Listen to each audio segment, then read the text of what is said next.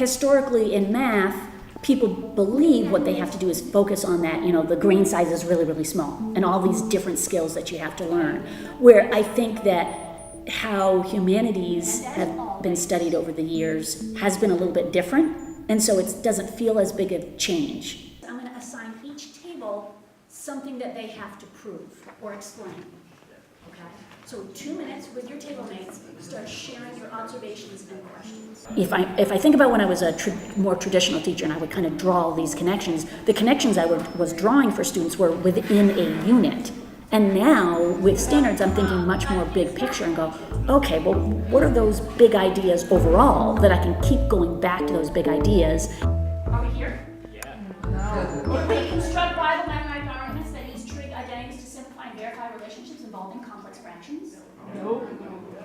We don't like the complex fractions. How about constructing Bible mathematical arguments that use trig identities to simplify and verify relationships? Can we do that? Can we take some steps to do that? Yeah. Okay. So we distributed these expressions here and then just divided them by -2 and then tried to simplify it so the fraction was smaller. But we're trying to simplify it so there's no fractions, but that would take us back to where we were, so we're not really sure what to do. Usually we can come back together as a class and someone will all get to different points and then we'll get unstuck. And then by the end, know what we're doing. Yeah, we're doing a really good job of that. So just to kind of prime our brains to get back in that problem solving mode, Annalise and Grace, you both had said, well, I sort of look at what I have and I make observations about what I see. I've already heard 2 or 3 different tables talking about something much more quickly than I anticipated. What were you guys talking about? Say again? And I think I overheard you guys talking about that as well. Is that correct? Well, and then Jennings, what do you have written on your paper? Lifestyle. Why? I think that with proficiencies, it almost makes it feel a little bit easier for students.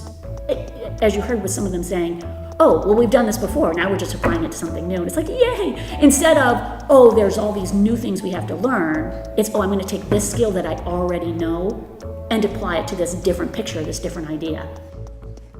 So, Grace, how did you come up with yours? Okay, so we started with the law of sines, which is like A over the sine of A equals B over the sine of B equals C over the sine of C. I mean, since we know that's the opposite angle, it's going to be x over 1. So I took cosine squared of b, sine squared of b, and crossed those out and added 1 down here.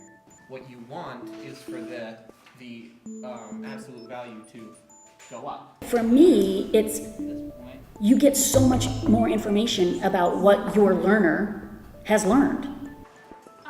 There are certain algebraic skills that we need to be able to use with our trig identities, but I need to know where you're at.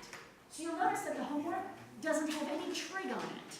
If I tell you have a B+ in trig pre-cal, what does that tell you? It tells you nothing.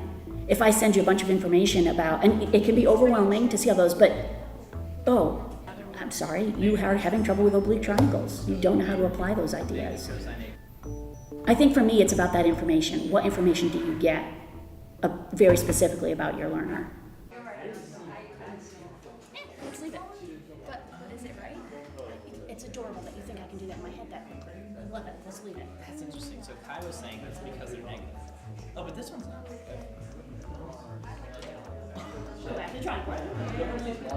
I mean, certainly, there's a lot of anxiety still about grades. Students have to apply to colleges, and colleges look at grades, and so how do we reconcile standards with grades? I almost had this vision of this really big problem-solving target up on the wall, and every once in a while going, okay, today, where are we at now? How does this task that we just did apply to that? Where are we feeling confident? What more?